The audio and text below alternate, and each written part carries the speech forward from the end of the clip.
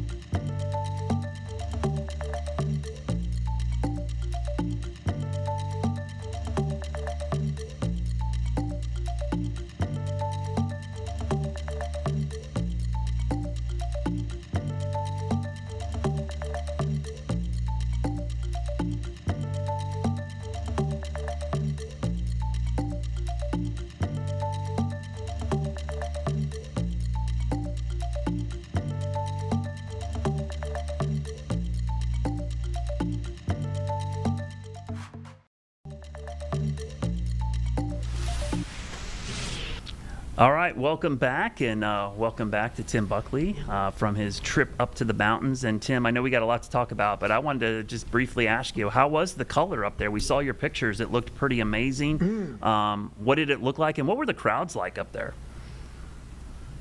Yeah, good to see you, Brad. So what we did yesterday, just a random Monday off, nice time to take advantage of the colors up there.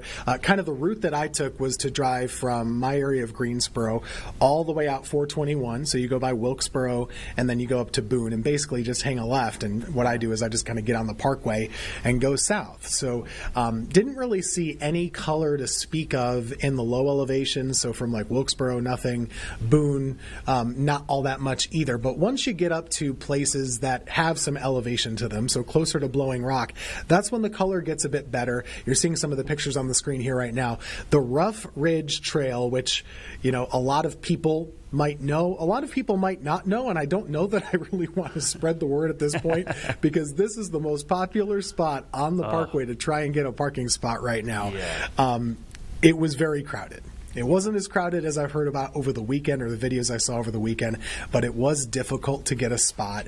But it is peak color. It's peak color there right now, right around Grandfather Mountain. This is the viaduct. So, again, no edits on these either. I mean, that's basically just what it looks like right now. So I hate to paint it this way, but probably every day from now is going to get a little bit worse rather than a little bit better because some of those leaves are starting to drop. That was definitely the case right around Price Lake, which is a popular lake right by Grandfather as well. But everything is looking good. I think your map here or your graphic is kind of spot on.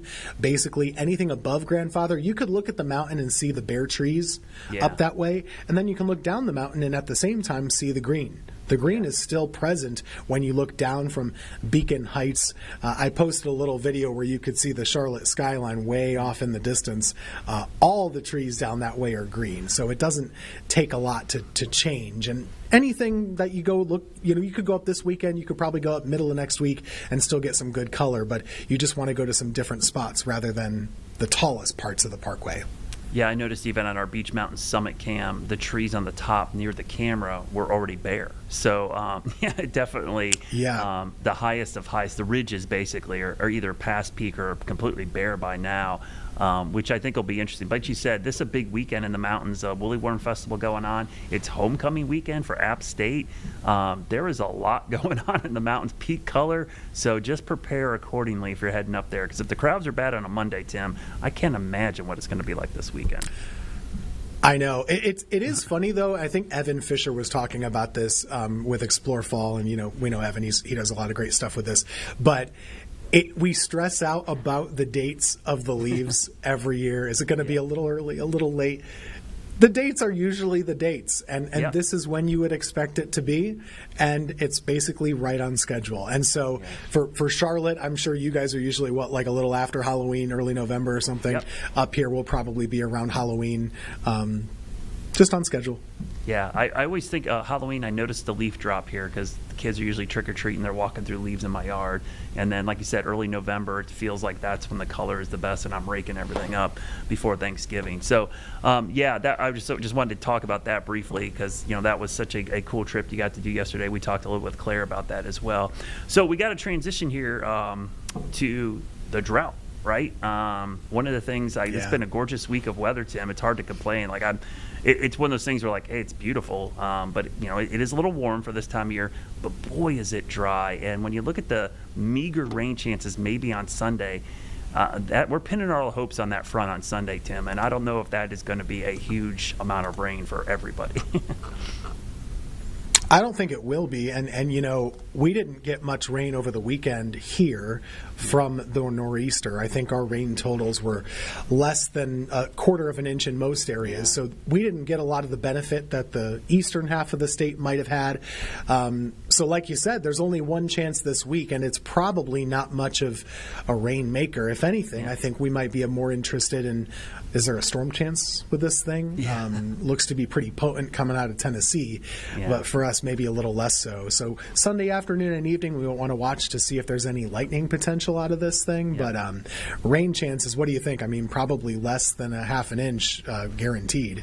Yeah, I'm thinking if we get a quarter of an inch in many areas, I think we'd be pretty happy, and that might be all we get out of it. Yep. I think that the thing that's interesting is we get this backdoor front coming in on Friday, right? Thursday night, Friday, really dries us out, Tim. And so I'm curious, like, how this front's going to overcome that dry air mass that'll be sitting ahead of it as it approaches this weekend. So does it rob some of the moisture from this front? That'll be something to watch. But as you mentioned, it's a pretty stark front. Severe weather expected in the middle of the country with that front. So oftentimes if the weather happens there, by the time it gets here, it kind of runs out of energy and falls apart. But at least it's a chance of rain.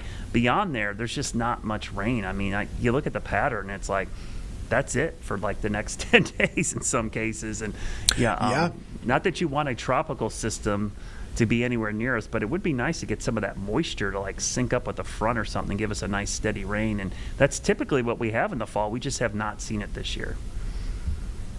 You're right. And if fall is usually one of the driest times of year, with the asterisk of, are you getting hurricanes? Yeah. And we haven't. We haven't had landfalling tropical systems. We had the nor'easter. We had Chantal. Chantal's 4 months ago now. That was in July. Oh, man. So it's been a while.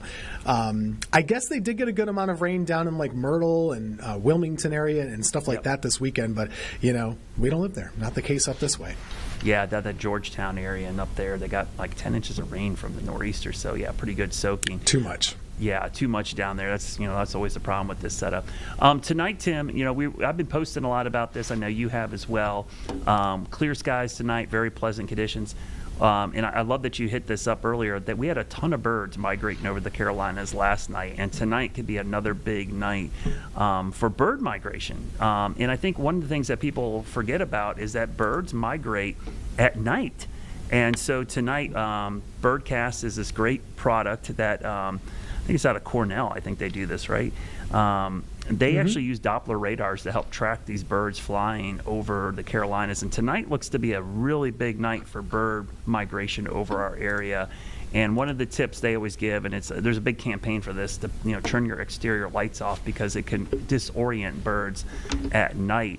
I'll be interested to see what the radar returns look like tonight, because we should have a pretty good inversion, which will help, give us some good indication of these birds. But we are going to have a bunch of birds flying over us tonight, Tim. It's really amazing. And, something, you see a graphic like that says one thing, but, what you're showing here, this is quite another. They're estimating that last night, which already happened, basically 20 million birds flew over North Carolina. Isn't that nuts? So to put that in perspective, that's 2 birds for every adult human, child, whatever in the state. I think our population is like 10 million. Yeah. We had twice as many birds going overhead, and just really interesting to see that. And they have so much data here. They're not just giving you an estimated number. They're telling you what time was it most active, in this case around 8 p.m., what flight direction, maybe what speed, around 30 miles. If I'm reading it right, it's about 30 miles an hour. They're cruising. That sounds really fast. Yeah, and they're flying around, 1,200 to 1,500 feet. So, and put that in perspective, just so everybody knows, that's basically the height of our Dallas camera, because that's the height of our transmitter. So that's not very high when you think about it. It's also why it, especially over cities and urban settings, those lights that they use to illuminate our downtown buildings are one of the lights they really are like very particular about, and they show a pet peeve with a lot of building lights, because they shine up on the building into the sky and it disorients the birds. What I find fascinating is all the different species. I think when we think about birds flying south for the winter, Tim, we think of like waterfowl, like ducks and geese and all that stuff. But this is actually all kinds of songbirds that are going back down to Central America and Mexico. And we know the hummingbirds, they're heading south as well. So it's pretty cool. Like you said, the data is pretty amazing here of all the different species of birds that will be flying overhead tonight. So 20 million birds, that is a lot of birds. Yeah, and if you're interested about this at home, you can go to this too. It's just called Birdcast. Just Google Birdcast. It's really birdcast.info. But once you get there, there's a tab that says Migration Dashboard. And so whatever county you live in, you can type it in. But for example, it looks like Mecklenburg County, they estimated about 3.4 million birds last night. Yeah. Guilford County, about 2.5 million birds last night. Just over it's one really county. cool stuff. Yeah, it's a lot of birds, right? And obviously Yeah. county size plays into this. The size matters, Yeah. I guess. But this is kind of, a cool thing to talk about this time of year. And the weather does play a role. I would imagine in this case, the fact that they're so active has a lot to do that we have a really advantageous wind flowing from north to south right now on the backside of that nor'easter. They don't have to work as hard, I would Yeah. imagine. And that's the reason. So someone asked me a really good question. They asked, why do birds fly at night? Well, for two reasons. Tim just mentioned one. Usually the winds are calmer, but behind fronts like tonight, they don't have to work as hard. They had a tailwind. They literally have a tailwind flying south. The other thing is less predators. The predators aren't stalking them. Hawks and peregrine falcons, all these other birds of prey that actually attack them, don't have to worry about them. So, and it's just easier to fly at night. The biggest problem, as we mentioned, exterior lighting, illumination. The lights disorient them and can kind of get them off their path. So that's why, lights out is one of the things they want to do. And if you have a Doppler radar app tonight, you'll see after sunset, this ground clutter, we call it, the radar beam is bouncing off of an inversion. But in some cases, if you look at different products, you can see correlation coefficient. I think the best one for birds is actually differential reflectivity, because when it shows up white, that's primarily birds, because birds are all different shapes and sizes. They're not the size of raindrops, and they tend to show up really well on the radar. And you can actually see the height they're flying at, right around 1,200 feet or so, because when the radar beam gets above that, you start losing the bird returns on radar. So it's a really cool thing to check out tonight. And when the weather's sunny and dry like this, Tim, it is something cool to talk about and look at the radar. I was just going to say, look at us. There's no weather going on, but we can talk about leaves and birds and find out what we'll talk about next tomorrow. Well, it's weird because I had someone the other night that they were glad I posted, because they looked at their radar app and was wondering what was showing up on the radar because it was clear out. And I said, yep, those are birds. That's what you're seeing. In some cases during the summer, it's insects. We see a lot of those as well. Biological returns show up. And it is cool. The radar can see a lot of things other than just raindrops. Yeah, bats even as well. But it's good to kind of let people know this, because nowadays everyone has a conspiracy for everything. And ground clutter has even become controversial as well. So we don't need to dignify that. Birds are just government drones. We know that. I mean. All right, so Tim, we got to talk about this, because this is probably not getting enough coverage nationally. I think it's starting to pick up. This major storm system that hit Alaska. Now, I've seen some misinformation, some kind of, I would say, misguided information. It wasn't a typhoon that hit Alaska. It was the remnants of a typhoon that became extratropical, and it caused extensive damage. So you're looking at some of the images and video out of the Alaskan Division of Homeland Security Emergency Management.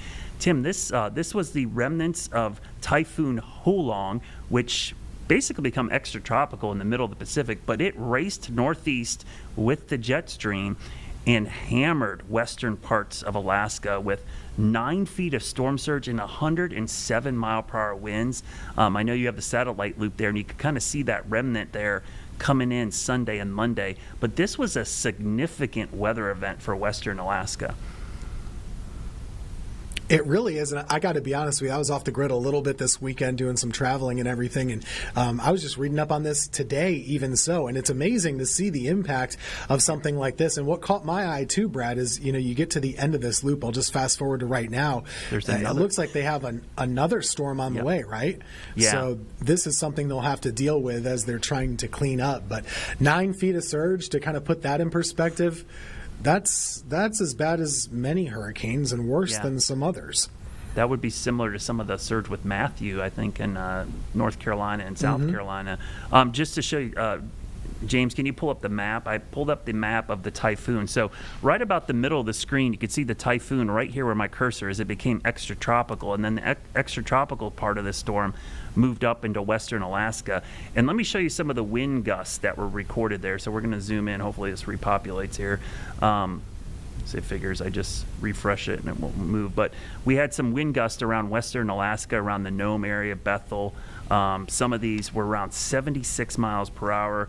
We had one gust over here, close to 92. And the two gusts over in this area, I'm hoping we'll have to pull the layers back up here. Let me grab my layers. We'll turn everything back on, show them all.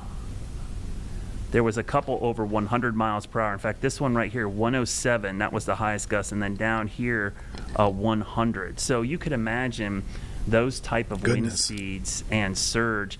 And the only thing that probably didn't make this worse, Tim, was this is a very low population area, but even so, 51 people were rescued, 1,000 people displaced, and at least one dead in an area that is very sparsely populated. And James, you was saying, we were talking about earlier going into the show here, that probably would have got more coverage if this hit anywhere else in the United States, or really probably the world, outside of Western Alaska, which just doesn't get a lot of coverage. And the time change makes it difficult to get information as well. It's pretty stunning. And, the pictures that you saw, being along the coast in that area, it looked like the homes, kind of like on our coast, it looked like they're stilted a little bit anyway, or at least some of them appeared to be. Those ones certainly look like they're elevated a little bit. But it seems like a lot of them got kind of, knocked off their pilings. And it's just hard to make heads or tails about it from these pictures. But gosh, it's so hard to live in these areas. These coastal storms, we see this not just there, but any areas that are in the northern latitudes with the oceans. You can get some mean systems that are every bit as bad as hurricanes. They just don't have the names, and they don't have the coverage that we tend to see. Yeah, looking at the Nome tidal gauge, they had 4 feet of water, and typically it's down near sea level, so you see that big drop off. But look how high that red is on the left there. And then this one blew me away. So I pulled up the area in Unalakleet, which I know this area from a Discovery show, but their all-time water level was from a previous typhoon remnant, Typhoon Merbach, back in 2022. They had a water level of 9.68 feet with the remnants of that typhoon. So once again, the same area looks like the remnants of a typhoon. And Tim, I think this really goes to show you how we're all kind of interconnected, because these recurving typhoons in the Pacific and into Alaska do have downstream impacts on our weather. They tend to buckle the jet stream up or down and can cause weather issues here. Part of the reason, sometimes we might see a cold snap or a heat wave might be because of a recurving typhoon out in the Pacific. Yeah, something we call teleconnections, right, where everything is kind of, working together in a certain way. But the atmosphere is a fluid. It's all connected in some kind of way.